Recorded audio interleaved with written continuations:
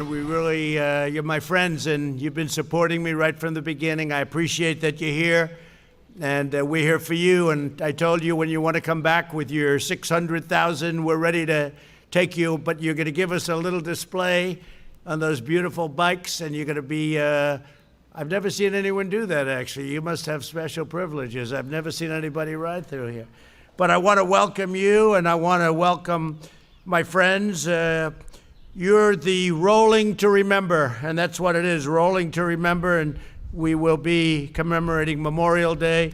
It's a big thing. Together, our nation pays immortal tribute to the extraordinary courage, unflinching loyalty, and unselfish love, and supreme devotion of the American heroes who made the ultimate sacrifice, and that's what you're here for. It's the ultimate sacrifice, and it is indeed. They laid down their lives to ensure the survival of American freedom. Their names are etched forever into the hearts of our people and the memory of our nation. And some of you, it's been very close, very, very close. It's very close to your heart. We'll cherish them and our Gold Star families for all time. We take good care of them. They're very special to us. Just as we'll always remember the nearly 82,000 Americans missing in action. We're joined today by Secretary of Veterans Affairs, Robert Wilkie. Where is Robert? Hi, Robert. Great job you're doing, Robert. You know, we got the Veterans' Choice and Accountability. Choice is when they wait for 2 months to see a doctor. Before they have to wait like a few hours, they go outside, they get themselves a good doctor, we pay the bill, and they get taken care of. So, you know, the stories were legendary. You don't hear bad things about the VA anymore. Used to turn on every night, you'd see a horror show. So I want to thank you. You've done a fantastic job, Robert. What a great job. Accountability also. We had VA accountability. Sounds easy, but when you have civil service and you have unions and you have all of this, for 40, 50 years they've been trying to get rid of it. They don't take care of our vets, we fire them. Before you couldn't. They were sadists, they were thieves, and I think you've let go of more than 8,000 people, right, who were terrible. They've been trying to fire them for years. They didn't take care of our vets. Just the opposite. They were horrible. Now they're gone. We got them out, so that's a big thing. So it's Robert Wilkie. Thank you very much. National Commander of MVets, Jan Brown. Where's Jan? Jan, thank you very much. Good job. Good job you've done here. You got this very special group. They're going to be doing a very special ride. I'm going to get to watch you, I hope, right? Because I don't know. Sometimes I look at those bikes. I don't know. They're pretty tough, right? And actor Robert Patrick, who's been in many films and television shows. I know that well. Most notably as T-1000 in Terminator 2. That's not too bad, huh? You're looking good. You're looking good, Robert. I want to especially recognize the legendary AMVETS riders who made the Rolling to Remember possible. For 32 years, Rolling Thunder, my friends, carried out a ride of remembrance, and now we're going to continue that onward. And the Rolling Thunder people were terrific, Artie and everybody, they really were. We had a good relationship with them. You know that, right? You're going to say hello to my Artie. And I heard they were giving him a hard time a couple of years ago, and I said, nope, no hard time. But people do get older, right? They get a little bit, he said, I'm getting a little older. So, but Artie's terrific, and the whole group is terrific. And thank you for keeping this noble tradition alive and for preserving the memory of those who are missing, but never forgotten, never forgotten. My administration will spare no effort or resource to support the men and the women who defend our nation. We've secured over $2.1 trillion in funding to completely rebuild American military with and think of that, 2.1 trillion, 2.1, not billion, you know, it used to be million. And then about 10 years ago, you started hearing billion, and now you're starting to hear trillion, right? So it's, I don't know if that's a good thing or a bad thing, but it's good when we're spending $2.1 trillion in funding on our military, completely rebuild the military. Our American military now has the greatest equipment, the finest equipment it's ever had. It's been entirely rebuilt. Some of the equipment is still coming, all made in America, everything. And when I came here, and you people knew it better than anybody, our military was depleted, just like the shelves were empty from medical equipment. We didn't have ventilators. We didn't have testing. We didn't have anything. And now we have great testing, the best in the world. We have great ventilators. We're making thousands and thousands of them. And we're actually now so loaded with ventilators that we're helping other countries and therefore saving lives also. But our American military with 281, that's a lot of planes, F-35 fighter jets, the best in the world, 453 Abrams tanks, 14,400 tactical combat vehicles, 2 aircraft carriers, 36 additional battleships, and much more. All made in the USA. So importantly, we're giving our service members the resources, tools, and equipment they need. We're even getting brand new, beautiful uniforms. Doesn't sound like much. If I told you what it costs, it's a lot for the Army. The Army has new uniforms, and they are gorgeous.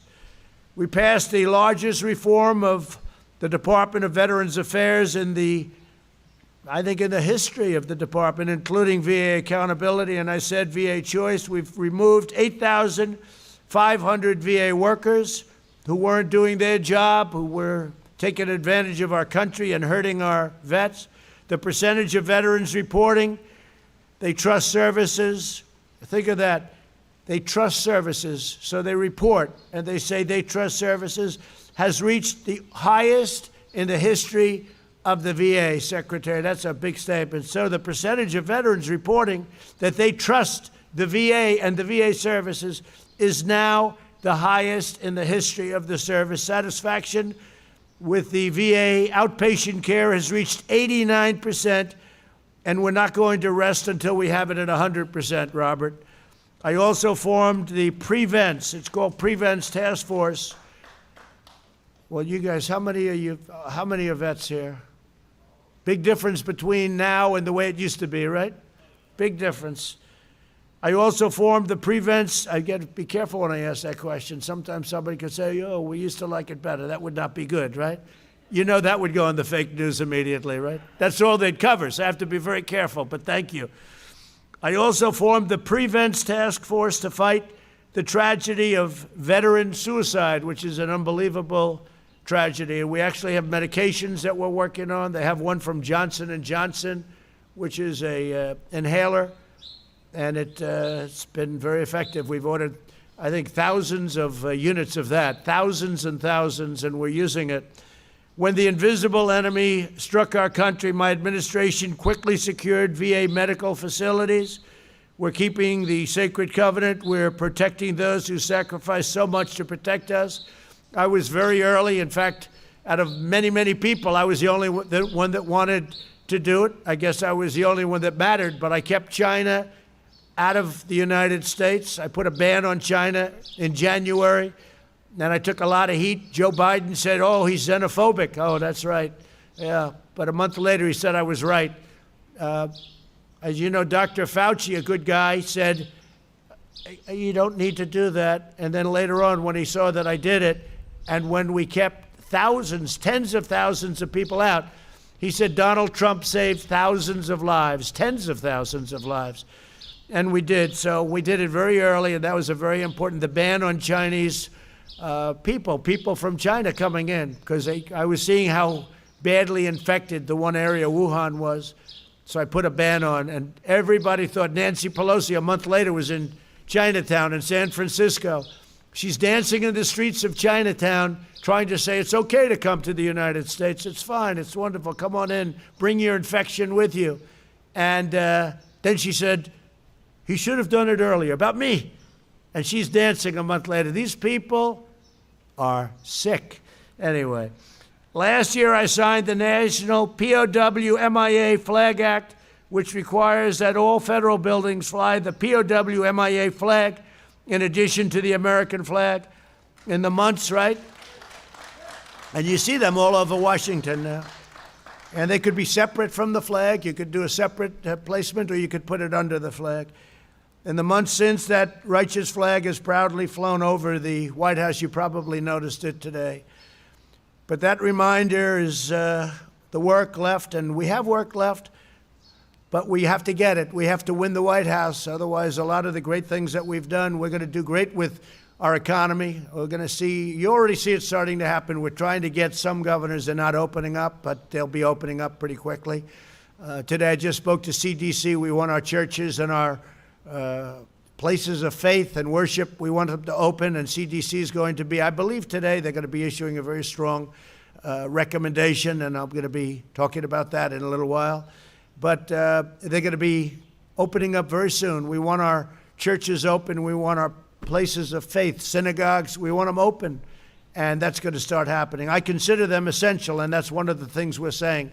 We're going to make that essential. You know, they have places essential that aren't essential, and they open, and yet the churches aren't allowed to open, and the synagogues, and again, places of faith, mosques, places of faith. So that's going to see that, and you're going to see that. I just want to say you've been tremendous supporters of mine. The bikers, I call them the bikers. The bikers, for whatever reason, you liked me from the beginning, and I like you from the beginning. And I remember I went to Hilton Head, and I went to other places, and there'd be thousands of bikes outside, and they were all in support. And they actually said, no, we don't have to, because there was no room.